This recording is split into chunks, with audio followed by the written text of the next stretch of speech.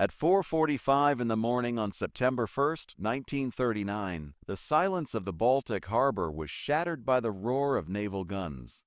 The German battleship Schleswig-Holstein, an aging vessel that had survived the Battle of Jutland in the last war, had arrived in Danzig 5 days earlier on what was described as a courtesy visit. The ship had anchored in the harbor, its crew mingling with the local population, its presence explained as a gesture of friendship to the free city that Germany claimed as its own. The Polish authorities had been suspicious but had allowed the visit to proceed. Diplomatic niceties still mattered in those final days of August. Now, in the pre-dawn darkness, the Schleswig-Holstein's 11-inch guns swung toward the Polish military transit depot at Westerplatte, a small peninsula at the mouth of the harbor where 182 Polish soldiers maintained a garrison. There was no warning. There was no declaration of war. There was only the thunder of artillery and the shriek of shells tearing through the air. The first salvo struck the Polish positions at 4:47 a.m. Buildings exploded. Trees were shredded. Men who had been sleeping moments before scrambled for their weapons, their ears ringing, their world transformed.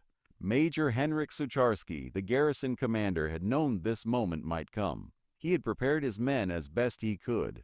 But nothing could truly prepare anyone for the reality of modern warfare descending upon them without warning.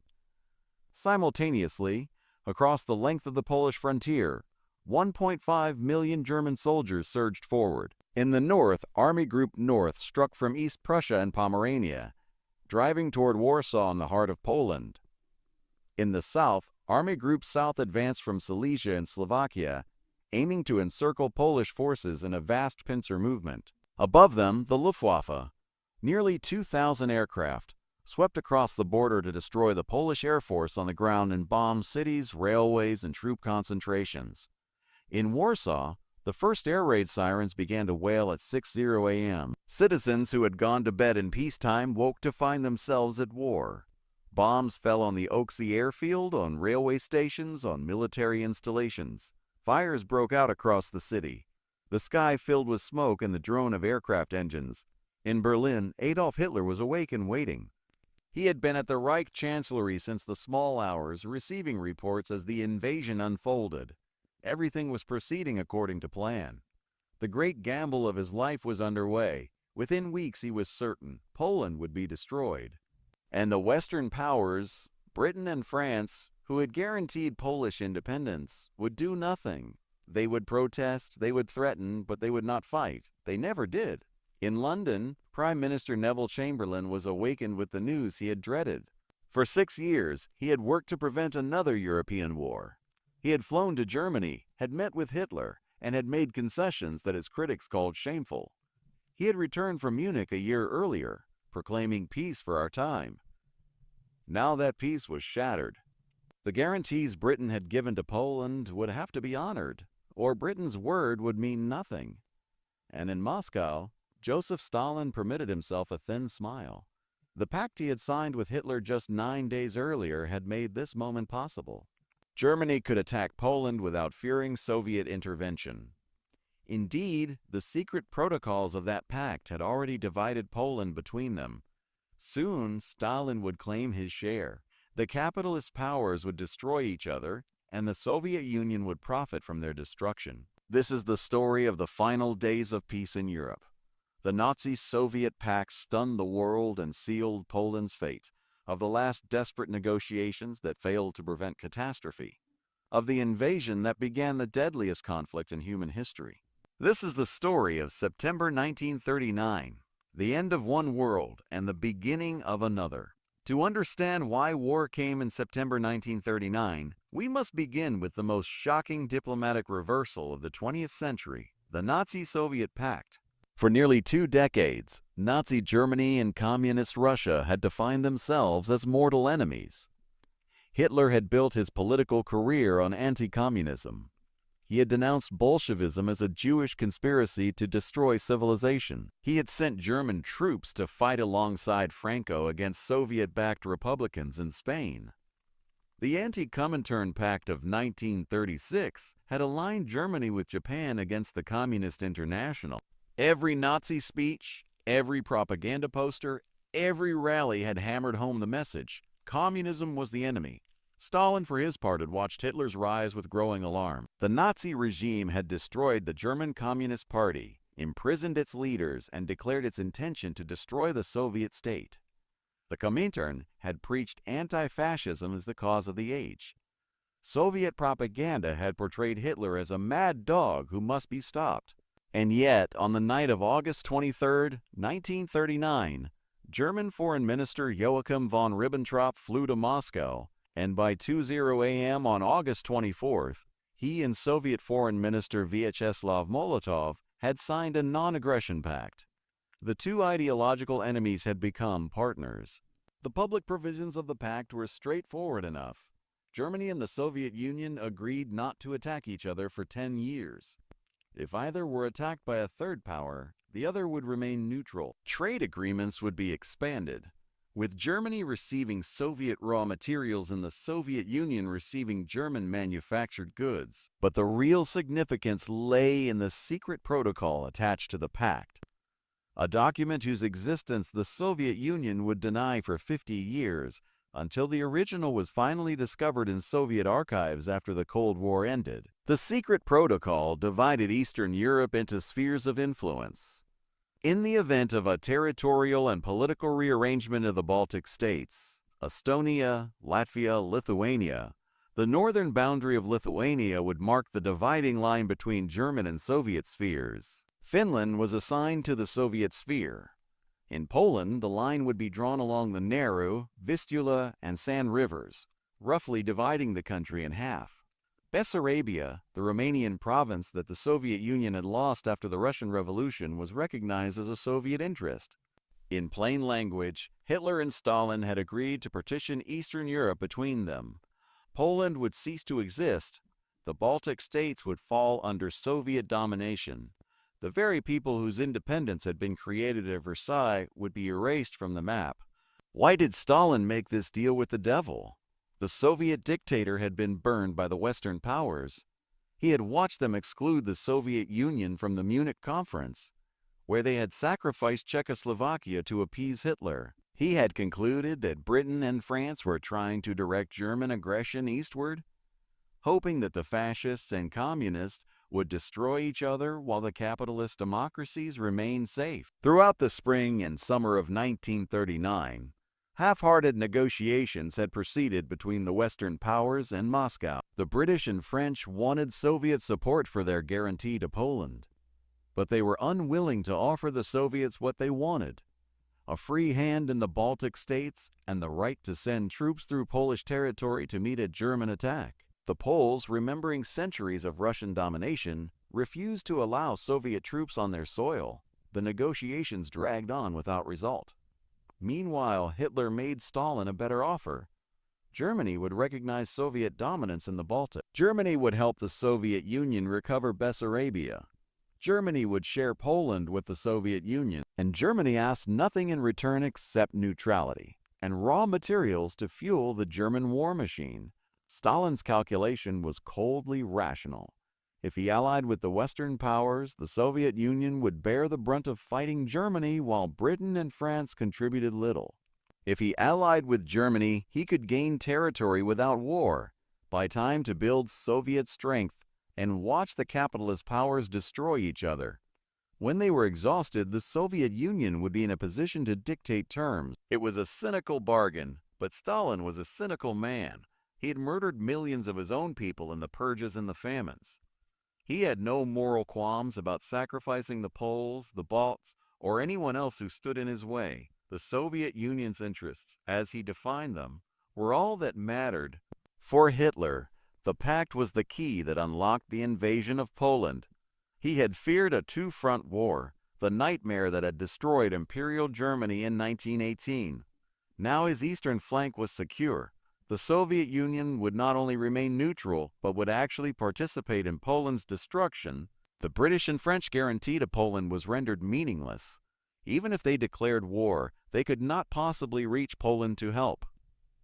Hitler could destroy his first target at leisure, then turn west to deal with France and Britain. When Ribbentrop telephoned Berlin with news that the pact was signed, Hitler reportedly slapped his thigh with delight.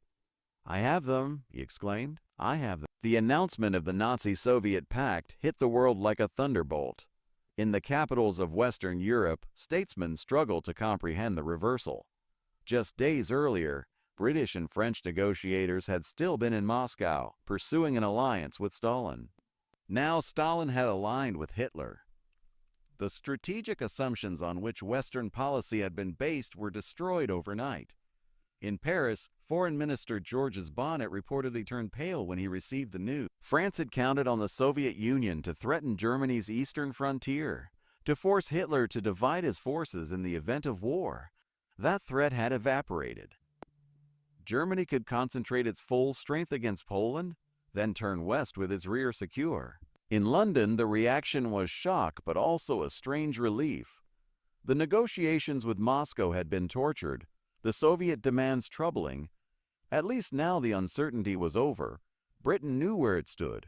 The question was whether the guarantee to Poland would still hold. Chamberlain summoned his cabinet and reaffirmed that Britain would honor its commitment to Poland. The guarantee was not contingent on Soviet support. If Germany attacked Poland, Britain would declare war. There would be no more Munichs. The line had been drawn. Parliament was recalled from its summer recess. On August 24th, the Emergency Powers Act was passed, giving the government sweeping authority to prepare for war. Reservists were called up. Air raid precautions were activated. Gas masks were distributed. The fleet was mobilized. In Poland, the news of the Nazi-Soviet Pact was received with grim determination. The Poles had always known they could not trust Russia. They had fought a war against the Bolsheviks in 1920 and had beaten them. They would not surrender their independence without a fight, regardless of the odds. Marshal Edward Rydz-Śmigły, the commander of Polish forces, ordered partial mobilization on August 24th. Full mobilization would follow on August 30th, delayed tragically by British and French pressure to avoid provoking Hitler. The delay would cost Poland precious days to prepare its defenses. Foreign Minister Joseph Beck spoke for his nation when he declared, "We in Poland do not know the concept of peace at any price. There is only one thing in the life of men, nations, and states which is without price, and that is honor." In Berlin, Hitler was making final preparations for the invasion. The original date had been set for August 26th, but it was postponed at the last minute when Mussolini informed Hitler that Italy was not ready for war and would remain neutral. Hitler needed a few more days to pressure Poland and to give the Western powers one last chance to abandon their ally.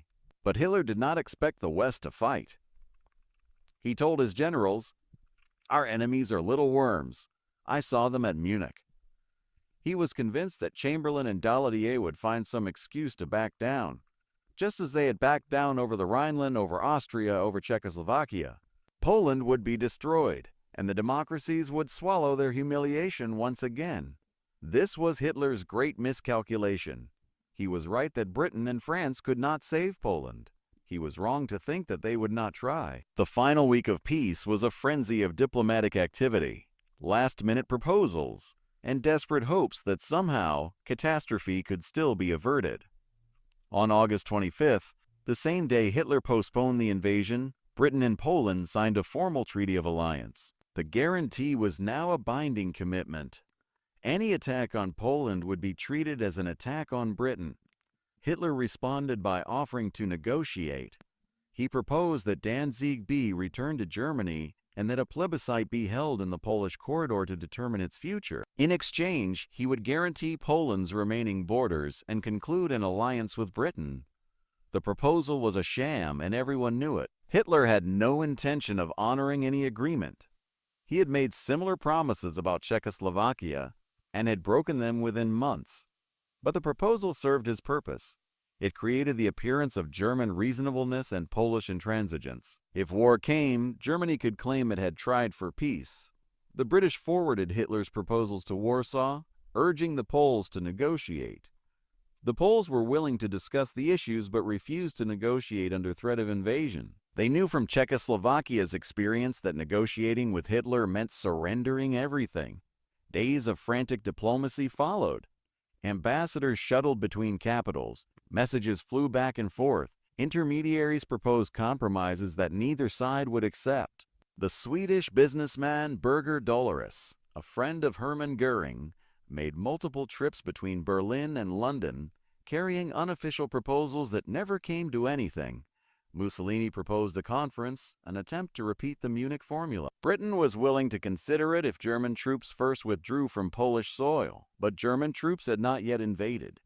The proposal collapsed in confusion. Throughout this period, Hitler was not seriously negotiating. He was buying time to complete his military preparations, blaming war on Poland and the Western powers, and waiting for his enemies to lose their nerve. On August 28th, he informed his military commanders that the attack would begin on September 1st. The decision was final. On the afternoon of August 30th, the British government made one last attempt. It urged the Poles to open direct negotiations with Germany, to send an envoy to Berlin with full powers to negotiate. The Poles reluctantly agreed to consider German proposals, but refused to send an envoy to Berlin.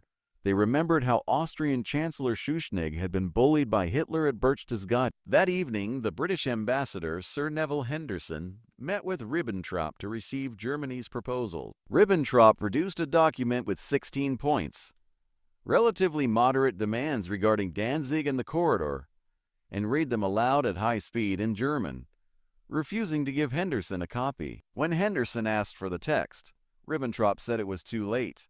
Poland had not sent a plenipotentiary, so the proposals were moot. The entire exercise was a theater. Hitler never intended to negotiate. The 16 points were drafted not to be accepted, but to be rejected, providing a pretext for war. By the time Henderson reported to London, German troops were already moving into their attack positions. The final provocation came on the night of August 31st, 1939. At 8:00 p.m., a group of SS men dressed in Polish military uniforms attacked the German radio station at Gleiwitz, near the Polish border. They burst into the station, fired shots, broadcast a brief anti-German message in Polish, and fled, leaving behind the body of a concentration camp prisoner named Francis Zechoniak, who had been killed by lethal injection, and then shot to make it appear he had been killed in the fighting. The Gleiwitz incident was only the largest of several staged provocations along the frontier that night.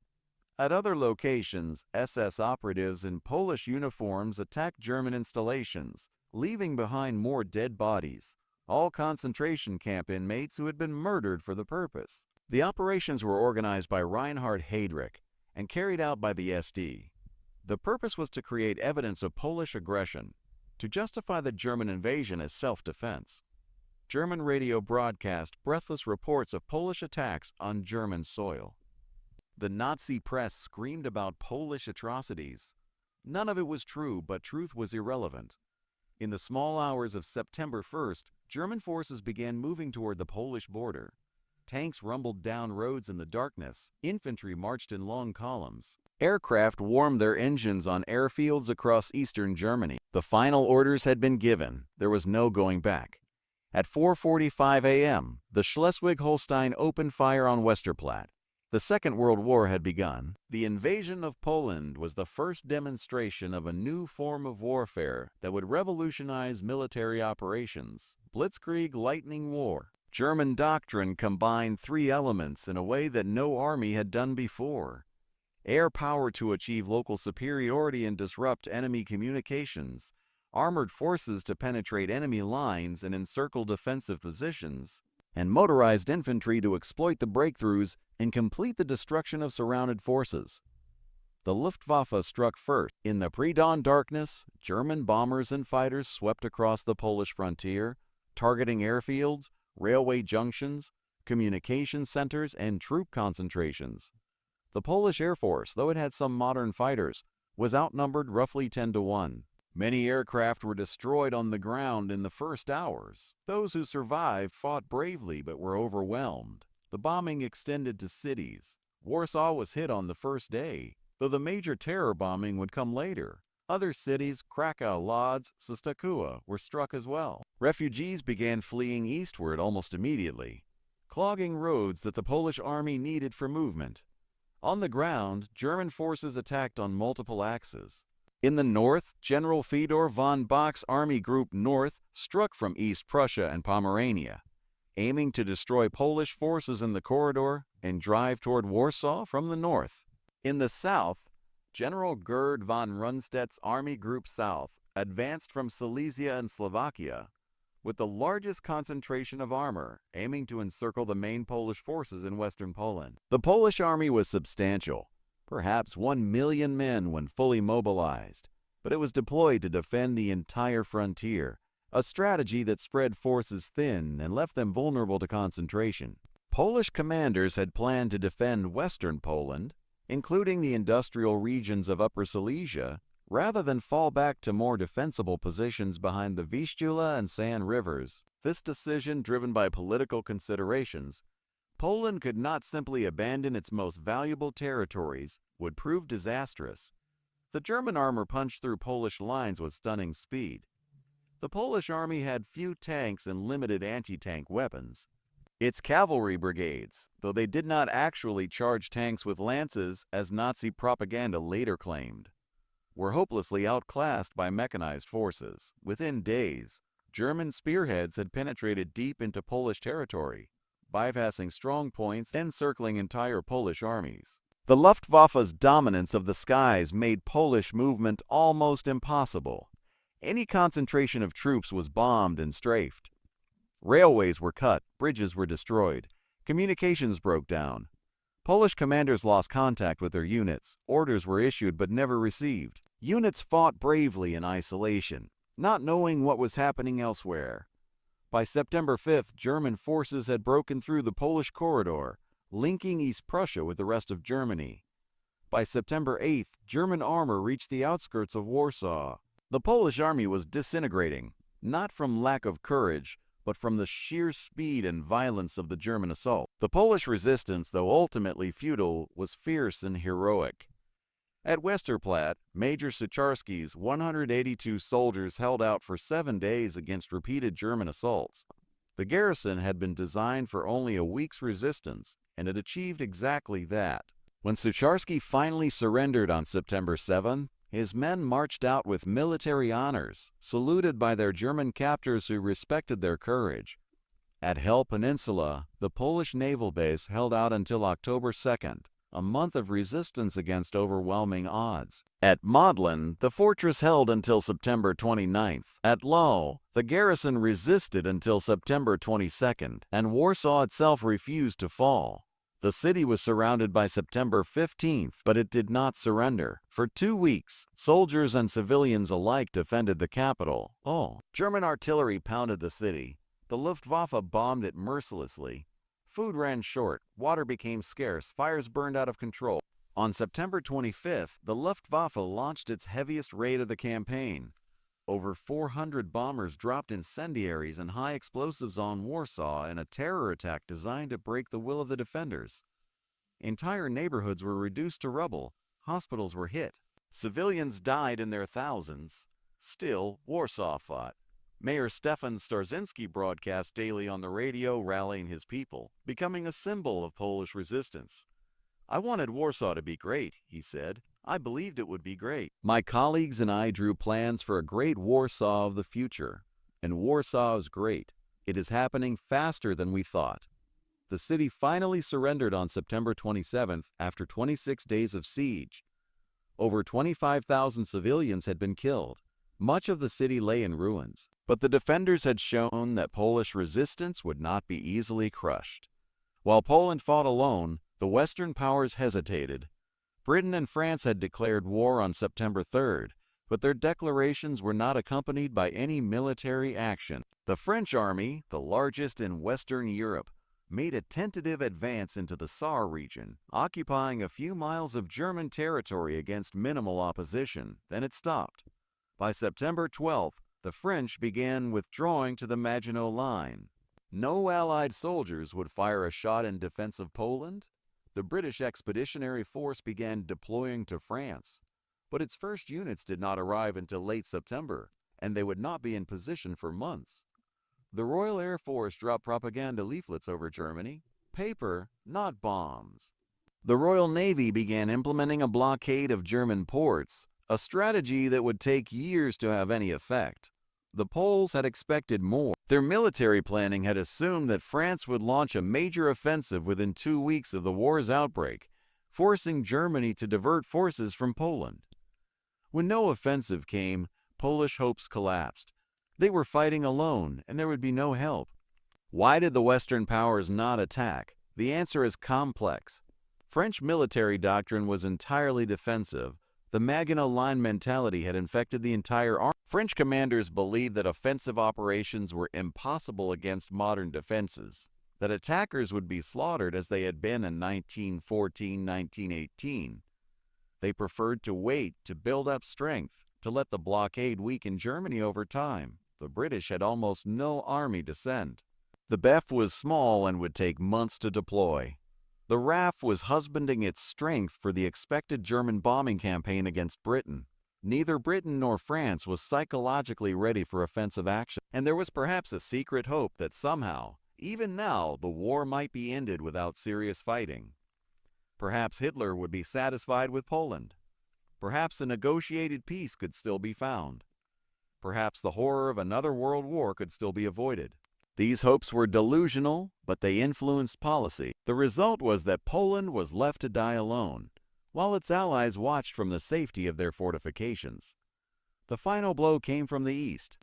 On September 17, 1939, Soviet forces crossed the Polish frontier. The Red Army attacked with over 600,000 troops, striking across an almost undefended border. The Polish army had concentrated in the west against Germany. The Soviets claimed they were intervening to protect the Ukrainian and Belarusian minorities of eastern Poland, to restore order after the collapse of the Polish state. It was a transparent lie. The Soviet Union was collecting its share of the spoils agreed in the Nazi-Soviet Pact. Polish resistance in the east was minimal. The remaining Polish forces, already shattered by the German onslaught, could not fight on two fronts. Some units attempted to break through to Romania or Hungary, hoping to regroup and continue the fight from abroad. Others surrendered to the Soviets, expecting to be treated as prisoners of war. They would not be treated as prisoners of war. The Soviets arrested Polish officers, government officials, police, and anyone else deemed a threat to Soviet rule. Many were deported to labor camps in Siberia. In the spring of 1940, on Stalin's orders, the NKVD would execute approximately 22,000 Polish officers and intellectuals in what became known as the Katyn Massacre. The crime would be hidden for decades, blamed on the Nazis, until finally acknowledged by the Soviet government in 1990. On September 28th, Germany and the Soviet Union signed a new agreement, the German-Soviet Treaty of Friendship, Cooperation, and Demarcation. The treaty finalized the partition of Poland.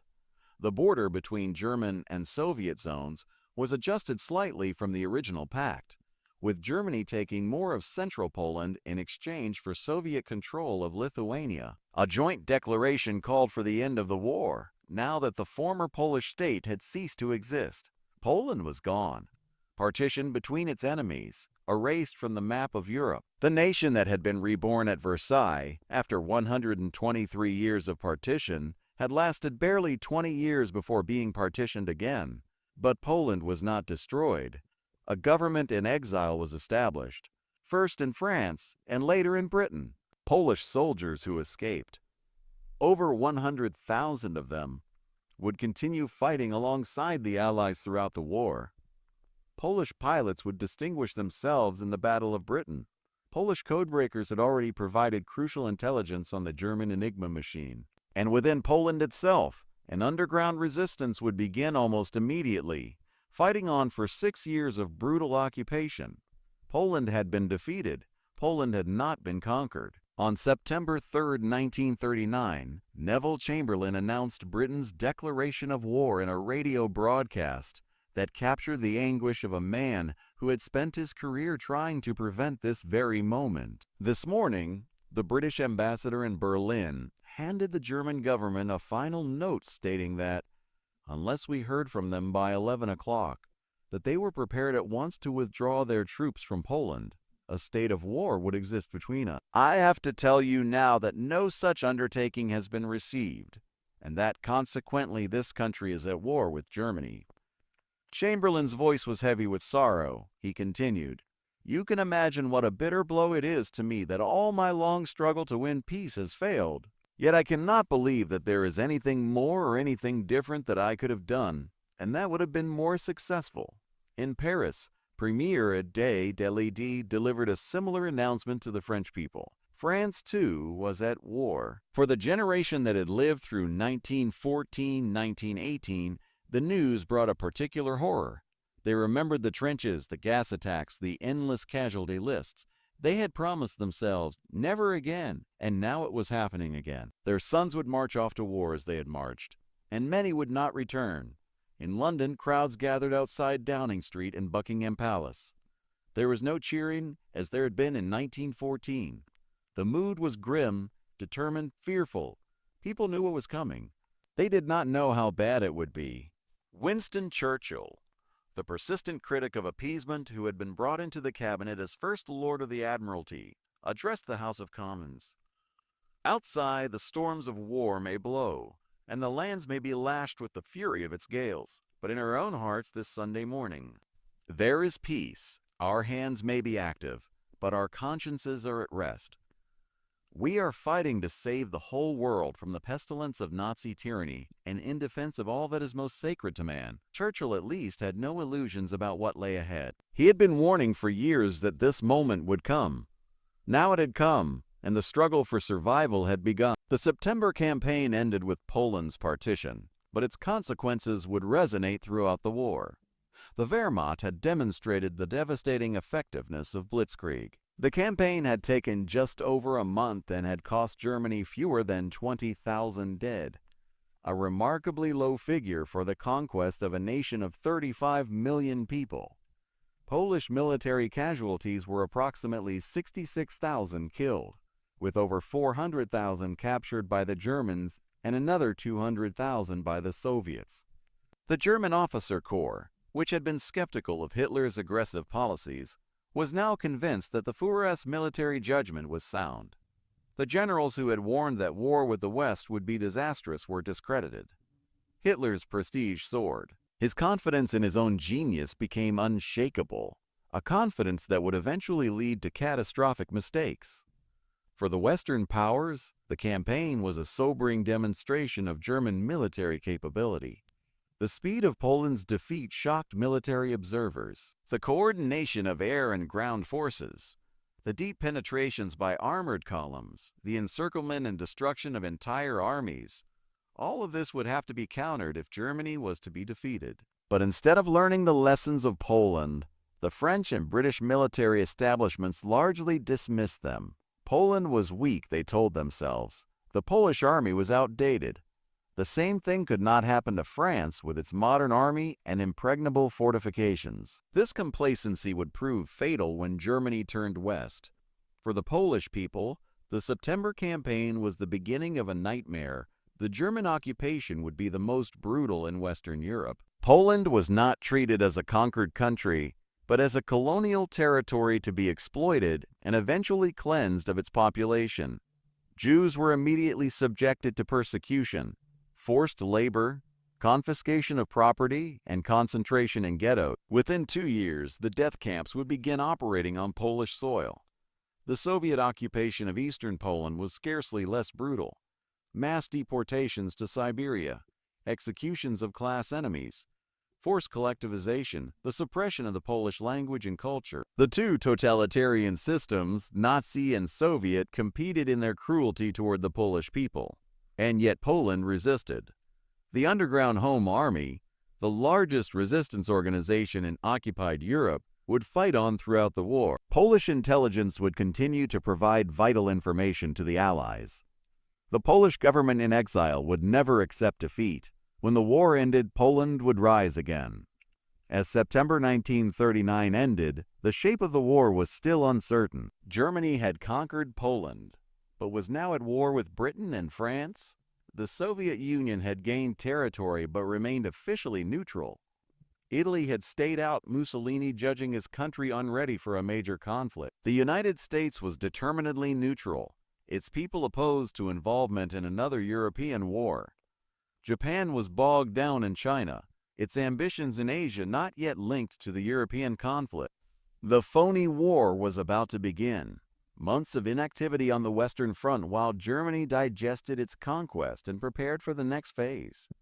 The period would be characterized by waiting, by uncertainty, by the strange sensation of being at war without fighting.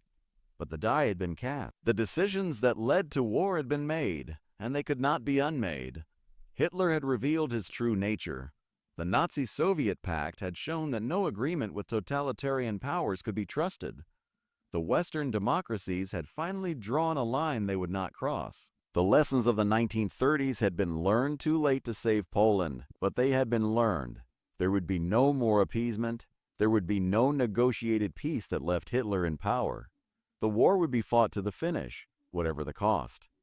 As the guns fell silent over the ruins of Warsaw, as the last Polish units surrendered or escaped into exile, as the German and Soviet occupiers began their work of oppression, the world understood that an era had ended. The fragile peace that had followed the First World War was gone. The hopes of the League of Nations, of collective security, of a world without war, all of these lay buried in the rubble of Polish cities. In their place was a new reality, total war between ideologies that could not coexist, between fundamentally incompatible systems, between visions of humanity that could not be reconciled. The Second World War would be fought not just for territory or resources, but for the very definition of what human civilization would become. The road to catastrophe had reached its end. The catastrophe itself had just begun. One Polish soldier, escaping across the Romanian border with the remnants of his unit, later wrote of those final days, "We had fought with everything we had. We had been promised help from the West that never came. We had been stabbed in the back by the Soviets. We had seen our country torn apart, our cities bombed, our people murdered, but we had not given up." As I crossed the frontier into Romania, I looked back at the land I was leaving.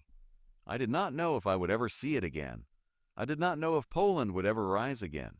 But I knew that I would keep fighting. We all would. Poland was not dead. It was in us, in every soldier who escaped, in every family that resisted, in every heart that refused to surrender. The war had begun, and we would see it through to the end. Next time, we will witness the wholesale destruction of Poland under Nazi and Soviet occupation. We will see the beginning of the Holocaust, the establishment of the ghettos, and the creation of the system that would murder millions. We will examine how Poland's resistance began, even as its nation was dismembered, and how the Polish people endured the darkest chapter of their history. The invasion had ended, the occupation and the horror was about to begin.